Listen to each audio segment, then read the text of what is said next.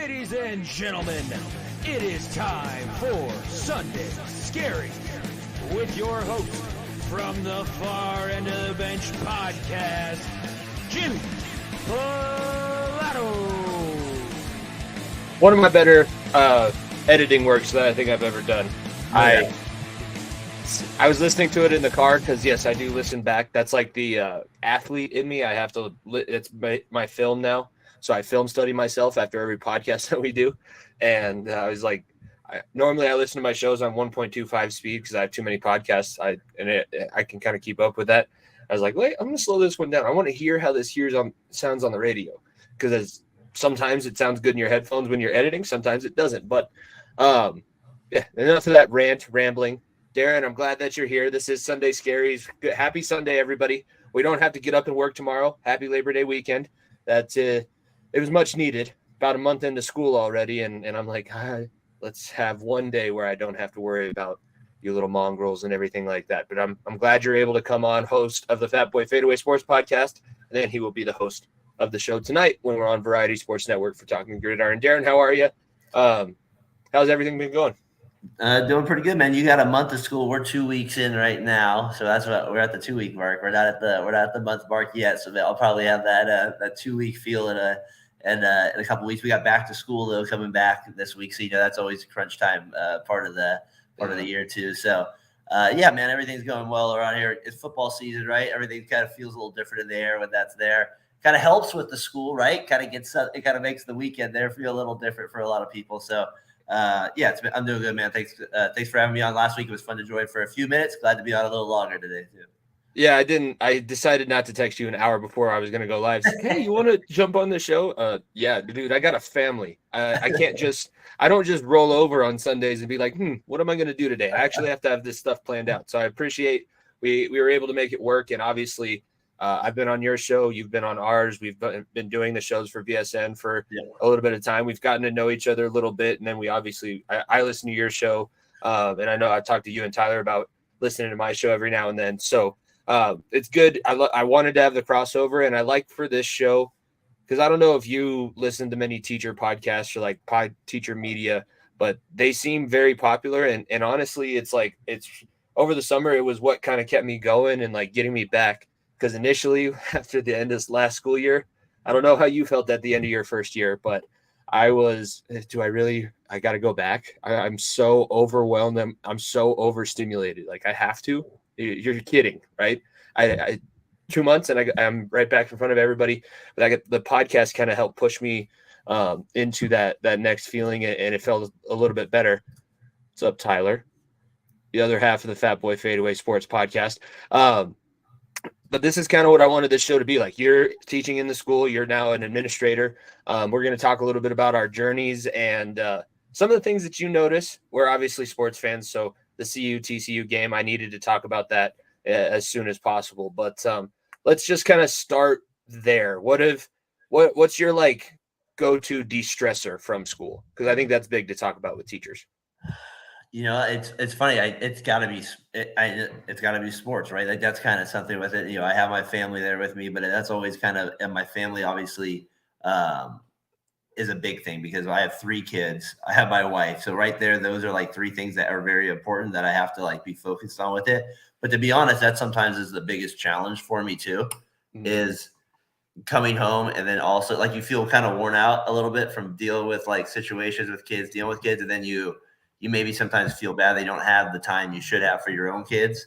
So that's something that sometimes weighs on me a little bit. And now taking on a little bit different role, something I'm trying to be a little bit more aware of and stuff like that. But so that's something that like kind of is something that I kind of think about as, but my distressor is sports in the sense of I like to be by doing the podcast too. That's something for me to kind of think about, to kind of focus on other than just the grind of day to day, kind of something that you kind of dream about doing as a kid, but you kind of know it's something different than that right now. It's just kind of fun to kind of have a hobby, like doing shows like this even and stuff like that is a distraction from like kind of those day-to-day grinds or from me thinking of back to school night, Tuesday night. It's kind of like a fun little de-stressor in that regard too.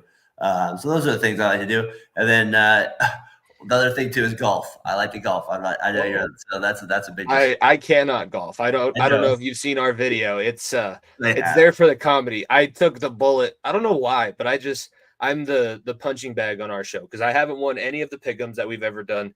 Nico has a 1 point lead in our trivia challenge that we've been doing, and I didn't win any of the March Madness stuff like Nico has. So the golfing, I put myself out there just to look like an idiot. Are you interested? What do you think is going to be the biggest difference for back to school night as an administrator than a teacher? Because that'll be something that's a little bit different.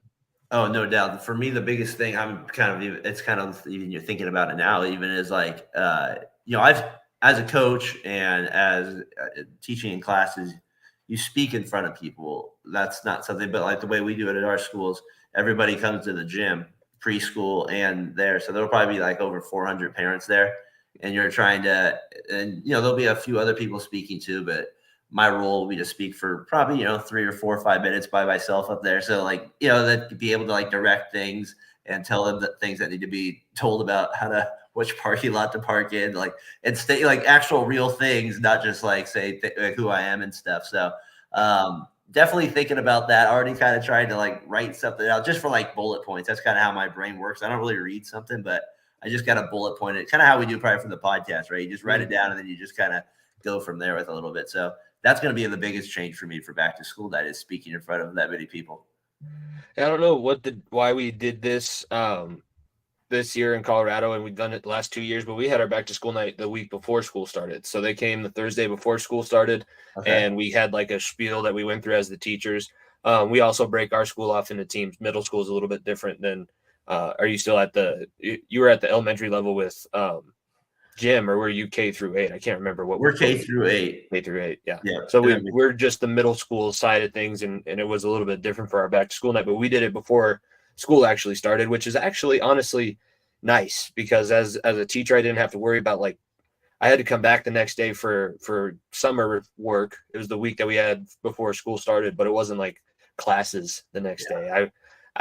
I could barely do conferences to classes. I couldn't do back to school night to classes because it is a ton of people. And a K through 8 school is probably even more than what we saw. We only had about 800 kids, so probably about maybe 2,000 people at the time.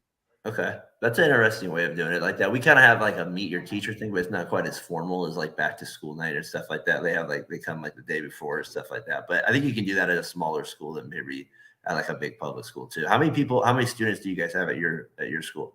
It's 800, almost like 750, and it's 7th and 8th. And I think there's more 7th graders this year than 8th graders because we have one team. Our team is only 5 teachers. We had a super team combined. So the other team has 2 language arts, 2 social studies, and I think 2 science teachers also. But that's only because there's not that many teachers currently at the moment. Are you the youngest teacher at your school? I think now I am. I wasn't last year. I was older than our health teacher that was on our team by a month, but I think I might be this year. Actually, no, the person below me. He's coming off of this is his first year in the classroom. He's coming off his student teaching. So I'm in my 2nd year doing the alternative program above him. And then the guy right below me is 23, right out of college. Looks like a kid, honestly. He was sitting next to our assistant principal. It looked like the assistant principal brought his son to the first day back from the summer. I was like, damn, at least I don't look that young.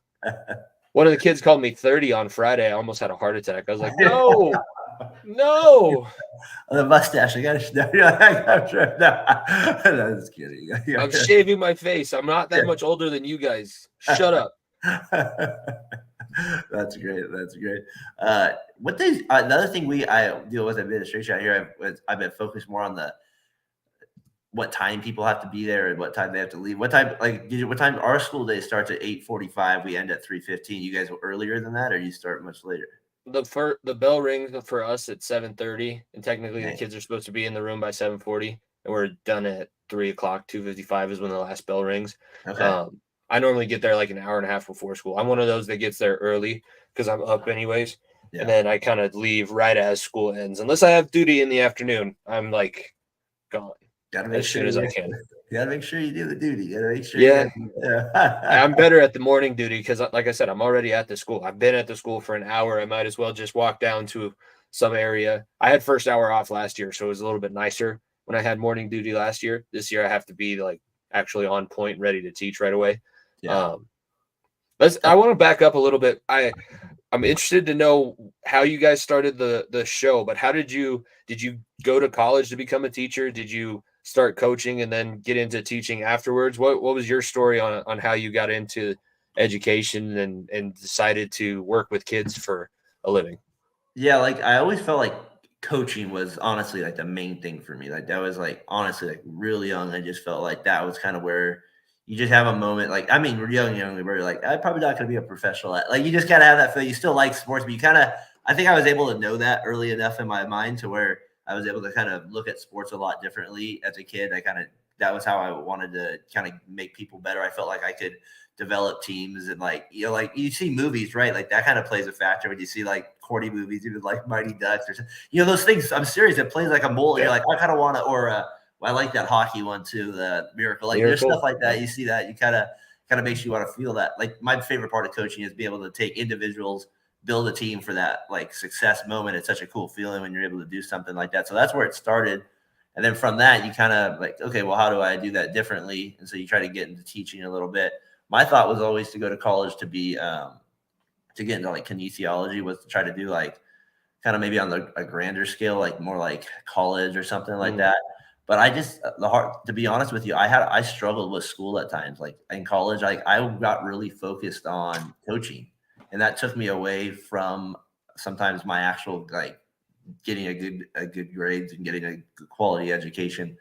The one thing I did gain by not maybe as focused as I should, which it's kind of a good talking point now for me with kids, is I can kind of give them that experience of like by not being as focused as I was, I had to pay a price for a lot of years to get to where I am now. Like, you know what I mean? Like it's not like something that's easy like when it came normal. So like I feel like for me to that point when I was in college, I finally got to the point where I was able to build up at least enough time in one place, and then they see your work over time, and that gives me a big advantage in that regard now. So with that said, like I just felt like that was something that's always on my heart, is to like make people better every day. I think that's what we want to do as teachers, is at the end of the day, we're not looking to yell at people and like get them in line. We're just wanting to like, because we, like you said, you get there an hour and a half early because you put in work, because you're trying to feel out how your class is going to operate. How can you get them to perform at their highest peak and to like get the most out of the class? At the same time, you want to build a relationship with them and have fun with them, that too. That's why you're there early doing the work. So like, I think that's the thing. I think that's always the goal, right? And like, so like you like sports, and like, so you have to feel the same thing I do, is you want to build that team. And so teaching me is right up that alley. Yeah, I rely heavily on my coaching background, and that's basically what got me through last year. The classroom management, it's tough. Like it's if you're not used to it, if you're not used to being the letter of the law in that situation, and have to maybe not be the nicest person. It's a 12-year-old. It's hard. They're cute. They're kids. They're not doing anything necessarily to get under your skin purposely. Some of them, most of the time, but you do have to be kind of that presence. Like I want to be happy. I want you to have a positive interaction here, but I'm not just going to let you sit here and coast by. I'm not going to be the teacher that gives you the grade to move you on to the next group. I want you to learn at least something, like how to be a good person in the room, how to maybe learn a little bit about world history. I'm a geography teacher. I teach the cultures from the Eastern Hemisphere. Like I do want you to be able to identify something new, but that's not really the end goal. Yeah. I want you to just be a good person by the time you leave the classroom. It is my motivation to get there and be early every morning. So the kinesiology is funny because my dad is actually also, he did kinesiology when he was studying in college. Wanted to do more of the personal training. I studied communications. I was thinking about getting my education license, like taking the certificate in college, but I was like, I was the same. It's more school, more work. Why do I want more work at this point? I haven't taken a math class in 3 years. I'm not taking a math class right now. That's ridiculous. It ended up pulls you back. I don't know what it is. It's like a magnetic attraction. And nowadays, like the kids that I coach, and I coach 2 sports at the middle school too. I coach flag football and wrestling. I coach wrestling up at the high school by us. I also coach football. Like I've committed myself to only spending time with 17 and younger all throughout the day. It's a it's a special breed of person. I've knew that before I became a teacher. Now that I'm in that, it seems like it's even more pertinent and prudent to say, like, we're here for the benefit of everybody else around us. I'm not here for the benefit of myself. If I was, I wouldn't be teaching, making no money, and trying to do like a podcast in the afternoons. That is what I'm here for, is for the kids. No, I mean, that's well said right there. I mean, that's exactly, that's right. Like you said, like you do a little bit older than me, like 17. I mean, I still like hang out with those guys and stuff, but 8th grade is usually where is the age where I go up the highest with. But I also do I've done like kindergarten PE, so that's always fun. Like you have that type of age group too, so it's just stand on their spot and don't touch anybody. Yeah, exactly. Michael, stop picking your nose. Their favorite thing is just put them in go in the gym with the lights off. I was like, you could do that for 40 minutes, except for I'd lose my mind or something like that. So, do the parachute. Oh, we're gonna do the parachute again today. Why? Just because. We're doing the parachute. That's what we're doing. Relays. A lot of relays. I love the relays. We're gonna play basketball again. It's been 3 weeks. I know. That's all I want to do with you guys. I can't do anything else. That's funny. That's a group when you get to That's a group when you get to May, right? Where they're toast, right? They're like 6. You're like, all right, they're done. You can tell they're done. What do you mean you don't want to finish out the school year? I know you've been here for 9 months. You've never done anything this long for this amount of time. I get it. Just make it through the next 2 weeks with me, please. Please. Don't make me pull your head. Don't. Yeah, you're like exactly. An old action figure that you're mad with. Just pop the head off. Why? You mentioned about the coaching. That I was gonna say, like where I work now, that was the big thing for me. Is like that was where I started. I got there. I've been there like 19 years now too, doing it. This at the same spot. So you just kind of like in doing that, it's kind of what you just said a few minutes ago. You're trying to build something, even though it's something maybe small. At least it's got something that's productive, and you're trying to in your own way, it's got to just feel like where you're supposed to be. And so that's kind of how that's worked for me. And it's obviously being there long enough has been able to lead me more chances to work with more kids than I ever thought. Right. And so that's kind of the best part about it. Do you have siblings too? Because that was another motivating factor. Like that was how I knew. I was the oldest of 4 siblings. So I was very good at sharing what I think everybody else should do because I was doing that with my siblings. Do you also have siblings where you were trying to help them out as well as be successful for yourself?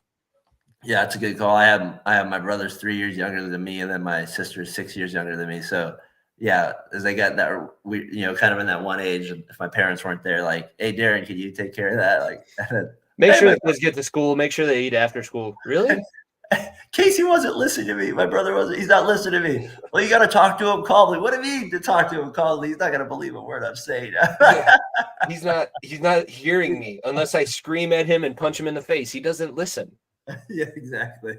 So there it is. So yeah, I was the oldest though, so I think that did play a factor. Mm-hmm. And I was getting my younger siblings up. My parents were both working early in the morning, so it wasn't like they were dropping us off at school. We lived close enough. You're like, you can figure out how to walk. Sure, we can figure out how to walk. I'll get you a cell phone. Yeah, I can definitely figure out how to walk then. And I had a cell phone to call because it would take longer to send the text with a 555-222-333, like the old Nokia brick. I tell my kids all the time because they're pulling out their iPhones. I said, my first phone, I was lucky that I had Brick Breaker on it and Snake.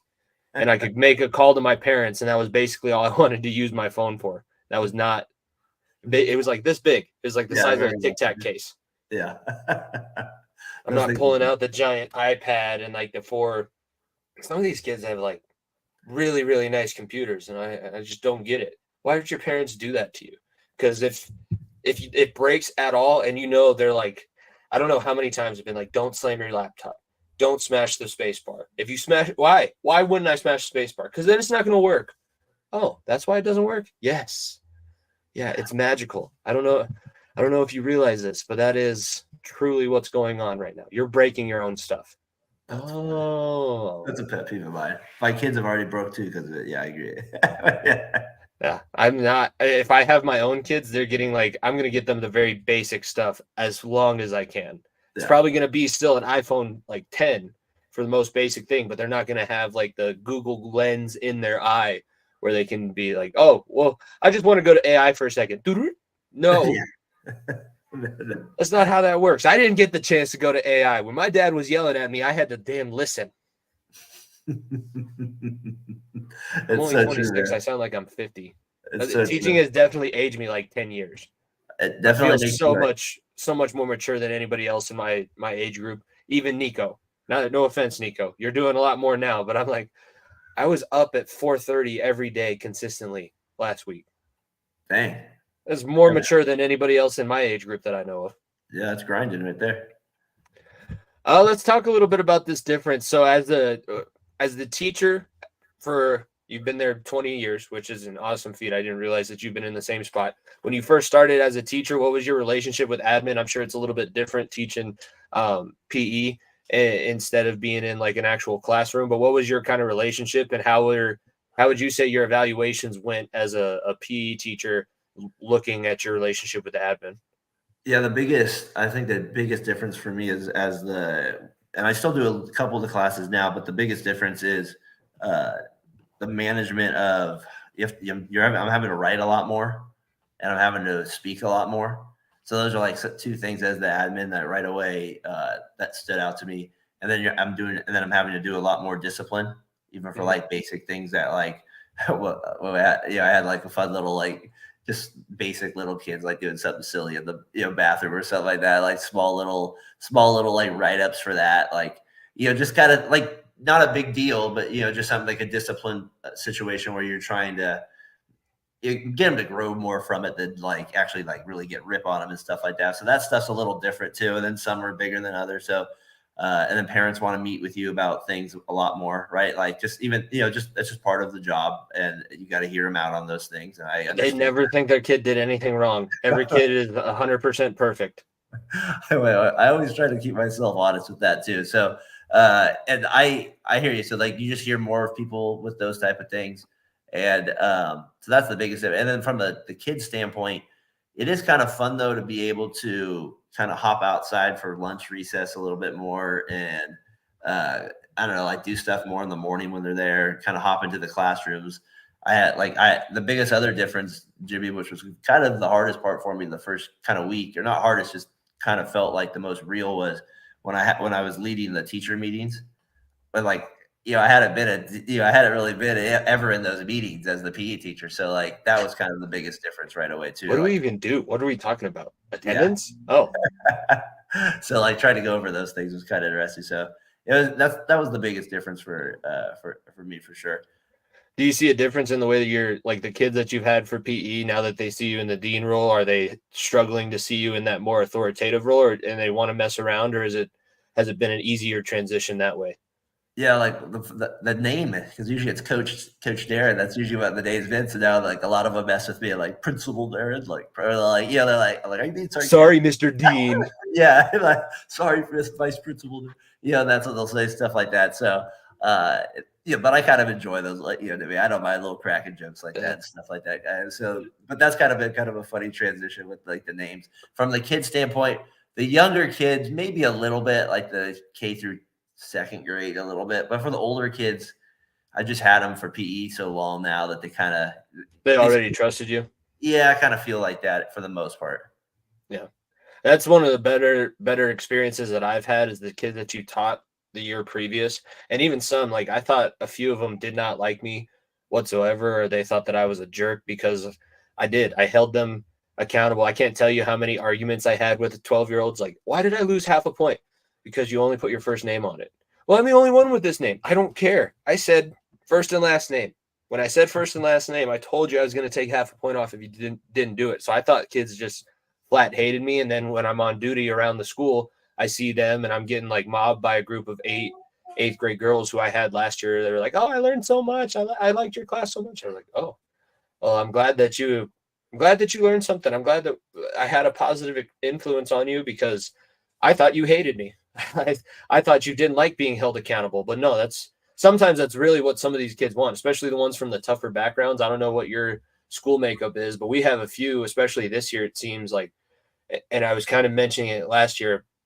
We have one of our situations with a kid who qualifies for special needs, but the parent is being like super difficult, and admin doesn't even really know what to do. But she's like, he's basically what has been said is like he can be in the needs program as long as he's not in the room with other visually impaired kids, which is ridiculous because that's like, okay, so we have to segregate everybody else away from your kid because you're embarrassed that he has to possibly walk around with kids that you could look at and see are a little bit different.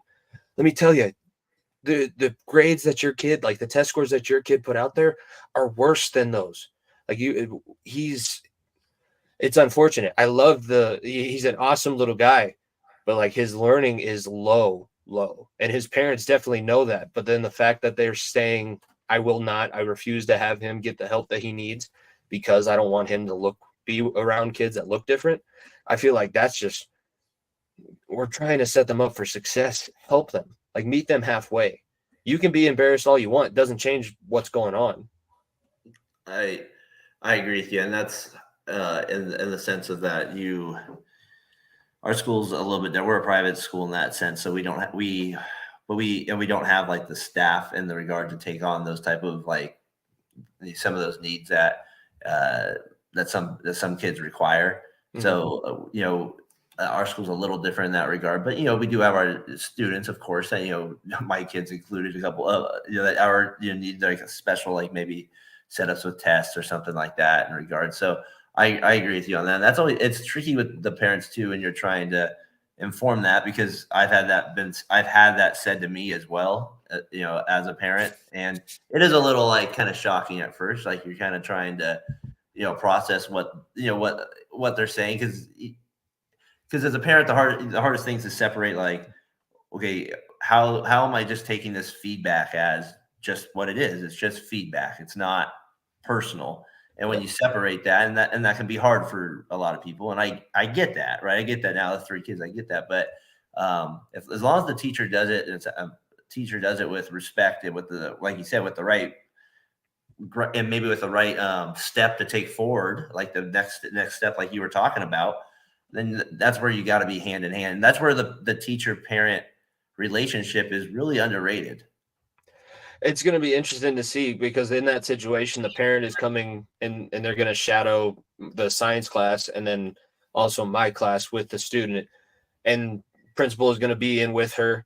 I guess I have anxiety because I'm thinking that she's not really looking. She knows what her son's performance in school is. She's not looking to see how he is in the classroom. She's looking to see, is he in the room with the people that I said don't put him with?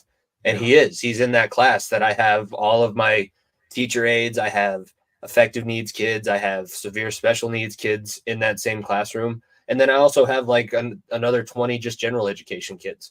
So the fact that they've put me in a situation where the teacher aides that are there to help him, they refuse to have him work with them. They have to ask. And if he says no, they can just say, okay, so then I have to be the one-on-one teacher. Plus I have 19 other kids with a bunch of different other issues going on, like running around, throwing papers in. It's a madhouse. I'm a referee in that class. Unfortunately, my 7th hour class, I think gets the smallest amount of actual learning instruction time because I just have to be like, sit in your seat. Don't throw anything. Don't touch each other. What's going on in the back? So you guys need help. Does this person need help? Oh my goodness. I think because we have block days where I go 5th hour, 7th hour, and it's 2 hours straight of just teaching and content. And I think I answered 1,000 questions in those last 2 hours. And I was standing in the middle of the room, and you just hear Mr. Pilato coming from every single. I was basically doing circles. Like I'll come to you, then you, and then I'll help you, and then I'm over here, and I'm over here, and I have an order. And if I go out of order, then people are going to start getting upset. I'm running around with like a chicken with my head cut off. How do you guys do discipline then for like classroom discipline? Is it very lenient in that regard? Is there too many kids there? Like let's just say like a kid just keeps talking while you're talking, like you can talk to him, or like is it like as simple as, all right, you're going to the office, or here's a work detention? Like, is it that simple, or is it like, or how often does that happen, I guess? I try and handle it as much as I can myself. Sure. I think that's like I'm the type A in that. I think I told the kids, like, think of the school as the world, and each class is its own country, and each country will have its own rules. Because I do some things that are a little bit different that you won't get in trouble for in my room. Certain days, like in social studies, when you're taking notes, I know some people like to have music while they play. and they don't want to listen to whatever I'm playing. So if you're listening to music on your phone, that's fine. Put your phone on my desk and you can have your headphones in, and I don't really care. That's a rule for me. It's not a rule for the rest of the room. Make it very clear, like what happens, what you won't get in trouble for here. If you get in trouble for out in the pod, that's not on me. If you go to Saudi Arabia and steal, you can't really be mad that you get your hand cut off. That's the rule. That's the law. That's how the correlation works. So I try and handle it myself. They'll really listen to you. I do. I try and be very honest with the kids. I think more so than some of the others, because you kind of have to make that decision. They're 7th graders, so I have some of them that are mature enough to talk about certain things. I have some that are way behind. They're crawling. I don't know what happened with me and my brothers, but we sprinted. I was an adult as soon as I hit 11. I was like my height. I started growing my mustache. And then I had some kids in my room they're still like playing Minecraft and with Legos and all that kind of stuff. So it's difficult. But an interesting age. I use my coach's voice if I need to get their attention and they understand. And I'm very good at the Italian in me is like good at the guilt. It's like, I guess I'm not that good of a teacher, or you guys don't like me. I must have done something to piss everybody off because we're just not listening to Mr. Pilato today, huh? Well, that sucks. I guess I'm going to go sit over in the corner. You guys don't want to listen. We don't have to learn. Just sit there and be quiet. It's like, oh yeah, I was curious, like discipline, like for PE, I'll have to I just make them like we were like what was this week? I think I had a class that it just stopped talking. They're 3rd grade and they just went on. And I was like, all right, we're just gonna have to red laugh. We're just running laps. No, there's the game, and you don't try to do that, but it's just like, sometimes you're like, all right, and then some people don't want to run. It's just that's the way it goes. I don't think we'd be able to do that for us because I'm not going to get too far into the details, but if you search my school name and like 9 News, there's some pretty bad stories that you can find. There's a couple lawsuits that are current that are going on. And our parents are very much like I said, their kids never do anything wrong, and they're willing to come at the school with lawsuits or just go straight to the news and the media. So if I were, what I would want to do in a discipline situation, oh, you don't want to listen to me while I talk? Well, then you're in push-up position until the lecture's over. Yeah. And you can't break. You wanted the attention, so you'll have the attention. Everybody will look over and see you in push-up position while we do this. You'll get notes from somebody else. That's what I would want to do, but I'd have a parent knocking down my door, and like the principal would. Fortunately, I don't think the principal at my school would be able to stand up and back me up, because our district leans more towards siding with the parents than siding with teachers or administration. And that's where I guess like I'm grateful for my school in that regard. Like we have a lot of parents that are I'm out, run a mile, just like you're talking, run a lap around the school. It isn't like it's not just or just sit there, or the game's canceled and we'll just wait for your teacher to get back. Like that's kind of like, so it's just kind of, but there's a good understanding because like I said, I've been there long enough to develop that relationship with the parents. But like that would be, that's always tough when it comes to that point when you get that, because then you're just like you kind of feel handcuffed a little bit. It is, and I get where they're coming from. I don't know. I listened to the Mark Schlereth. He's on a local radio show, and he was telling the story about his son. Apparently he was goofing off in middle school, and he went to school with him. It's like every time that he looked like he was distracted, I was sitting behind him, and this was Mark Schlereth, 300 pounds after just winning a Super Bowl in Denver, and just smack him in the back of the head. It's like if a parent actually asked me to come in and do that with their son, I would be more than fine with that. And I want him, please, be in every single one of my class periods. And just every time that somebody's not paying attention, I would be, I'm sure my dad would have done that. If my dad would have been able to take the time where he'd have a whole day with me, and if I was screwing up that bad, I never really did, because that's how I was held accountable at home. If I was not doing something correctly, I was going to know about it. It was not going to be let's sit here and talk about our feelings. Why didn't you pay attention at school? So you got a bad grade, the teacher's having to email me because you're being a nuisance. You're not going to be a nuisance anymore, and you're going to go and apologize the very next day. That is a little bit of a difference from like probably when I grew up, and maybe when you too is that usually if you got in trouble, you kind of were like, why did you do that? Now sometimes it's can be, why would the teacher do that? There is a little different. There's a difference in that, right? The way that's worded. So that changes the way you look at it. And I feel like sometimes that is a way that, we usually it's just kind of you believe the teacher in that regard. Maybe that's teachers have blown that opportunity as well. I get that. There's plenty of bad teachers out there too, but it's like I said, you feel handcuffed sometimes in that regard when that does happen. Yeah, I have never taken advantage of it, but I know that there's probably teachers who have and teachers who do things that they shouldn't. I try and use it in the way that I was raised, but it is hard. Like I can't hold the kids to the standard that I was held to when I was growing up because sometimes that's not what they're held to at home. And if they're not constantly practiced in that, then it's just going to be me yelling at them every single day. So it's like temper your expectations because who knows. They might just want to have you say hi to them because they might not have had anybody say hi to them yet all day. They might not have seen anybody. Maybe their parents got up and went to work before they had to get themselves up and go to school. I don't know. So it's unfair for me to just be a jerk all the time, even though I do have like high standards and I do want them to do. I push them. I don't want them to just be comfortable. I want them to get, let's push yourselves. Let's show that maturity and that level of learning that we're trying to get to. Yeah, I think that's a good point about that part with the kids too, because it's not just like you said, you're trying to push them. But at the end of the day, you're also human beings, and you do. We're not all waking up on the right side of the bed all the time. I'm not constantly telling my classes, "You disappoint me. You hate me." You can't. It's like no.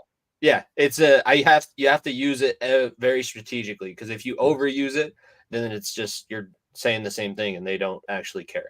If you use it in the right sense and you use it and make sure, like, if you can catch the eyes of the kids that like really love you and are just, oh my God, no, he thinks that about me too. He's lumping me in with the rest of the group. No.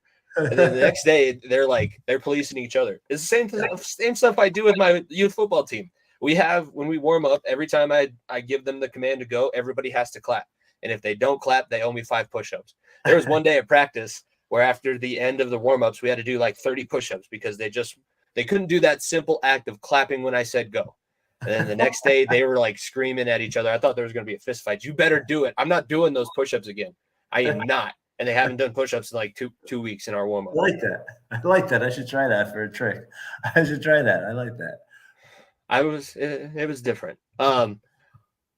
Kind of, it's different, but we are sports fans, and this is, like I said, it's one of the most pressing things that I wanted to talk about. I'm not going to keep you all morning, and we obviously still have another show coming up tonight. That CU-TCU game, it was. I will stand here. I will have to eat this because, especially if you listen to the far end of the bench, which is also on this feed, you'll know I wasn't like saying that this was going to be a huge turnaround. I did not expect CU to win.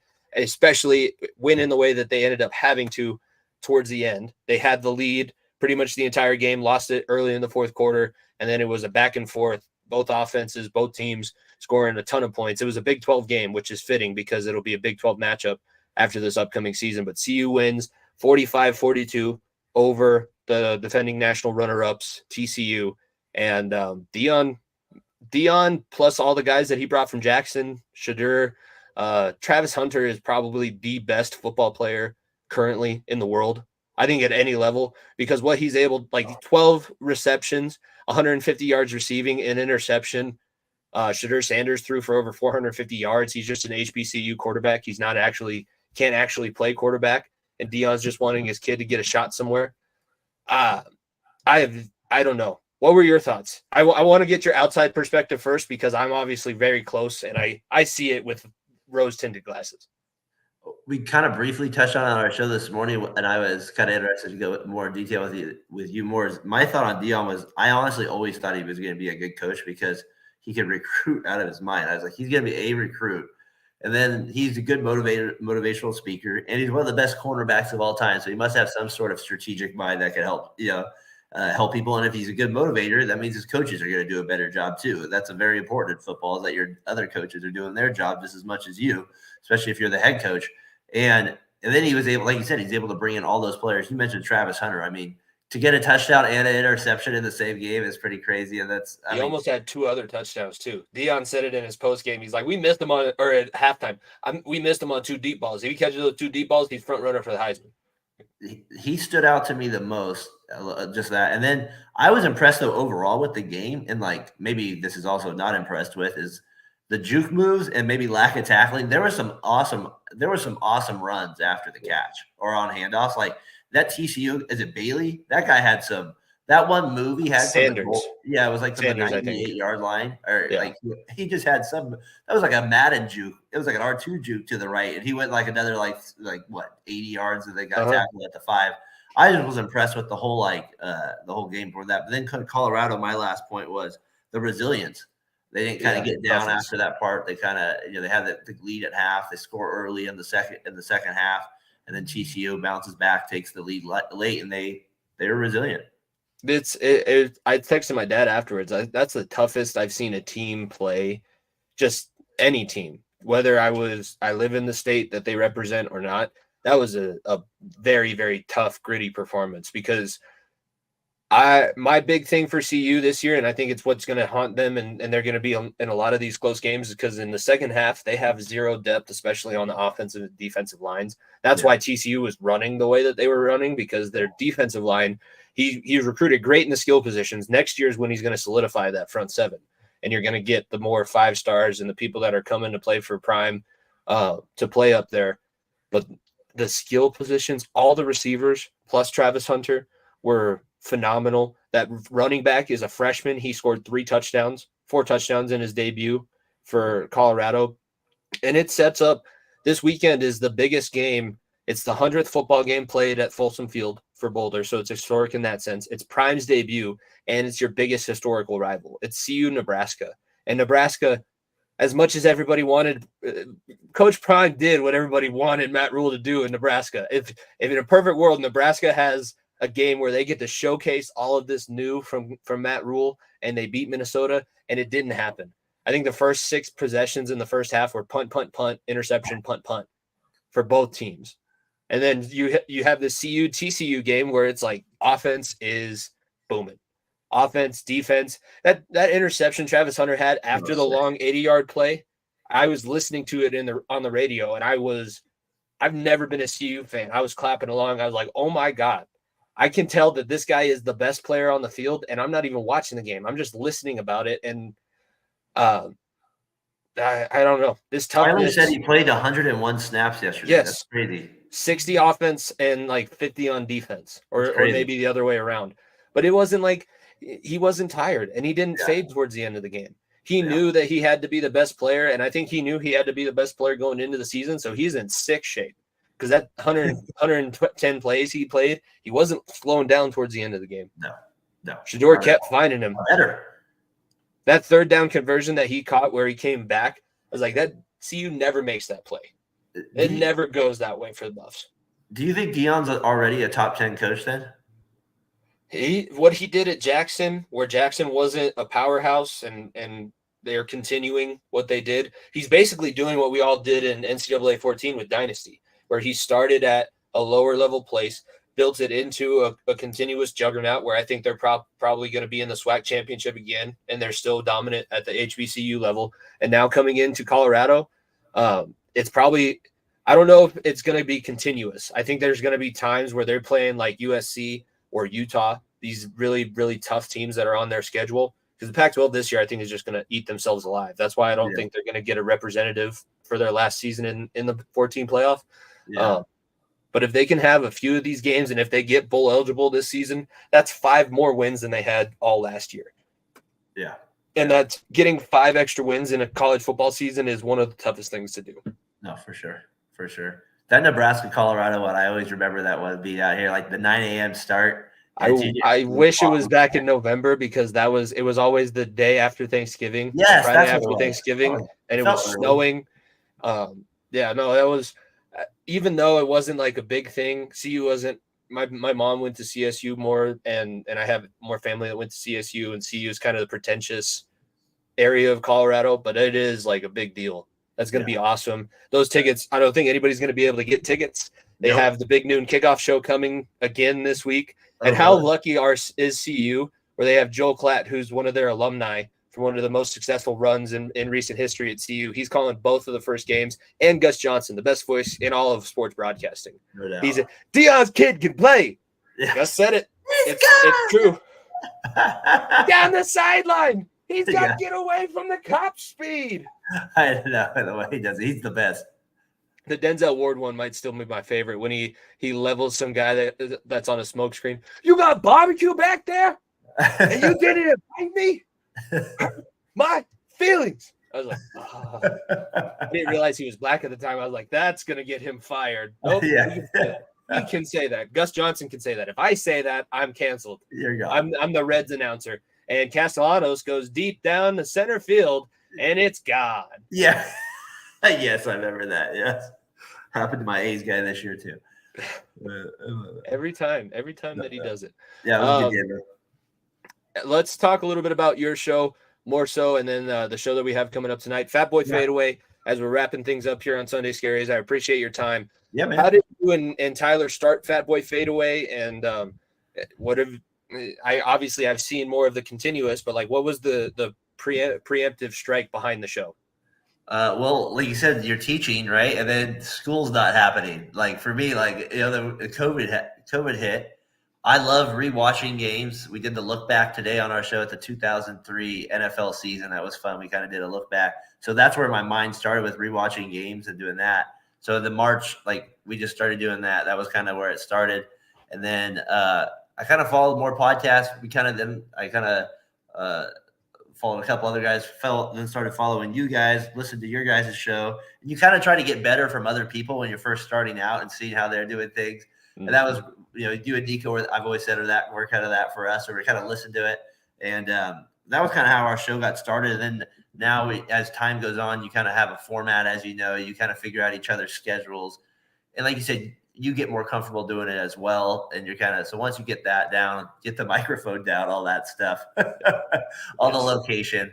Once you get those details worked, I feel like now it's kind of like riding a bike a little bit. And that kind of makes it, in some ways, a little bit more enjoyable. You almost feel bad when you don't do an episode. Like you have a week where you're off and you're like, it's weird not having something like this.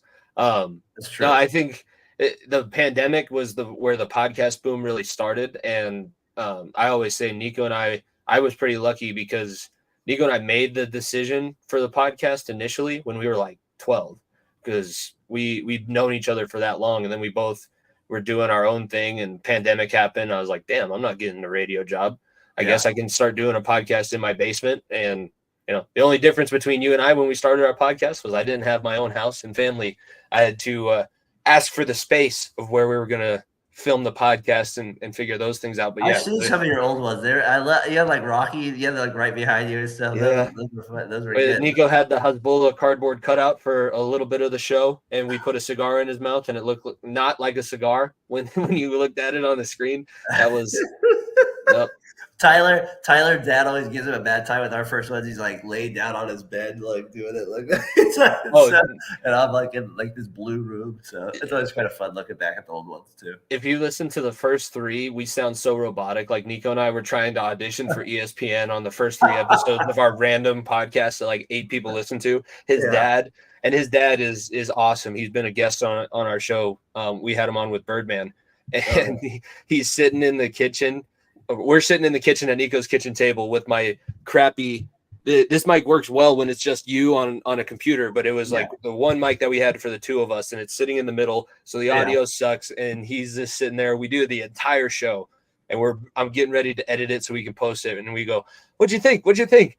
He's like, "You want me to be honest? Yeah, that's fucking awful. You guys should redo that entire thing. That was not what are you doing? You guys don't talk like that.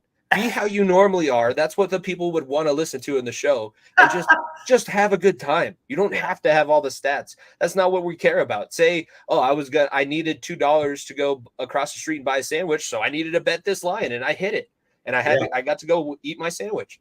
Like, just do what you normally do. I was like, oh, yeah, you're right. We should be a little bit more genuine people and not robots. And that's always the one for me. Like, as you know, maybe now. Us doing a podcast long enough and doing like, I need structure, but I also don't need it for the conversation. I just need it to know where I'm going. Yeah. For like the bailout. It's for the bailout moments is more where I feel like I need it. Like, okay, yeah, where we get. That's kind of where my mind, because once I have that down, you're right. The conversation is what leads to the show. As long as you just have a little bit of a place where you're going once in a while. That was a big trick to learn along the way.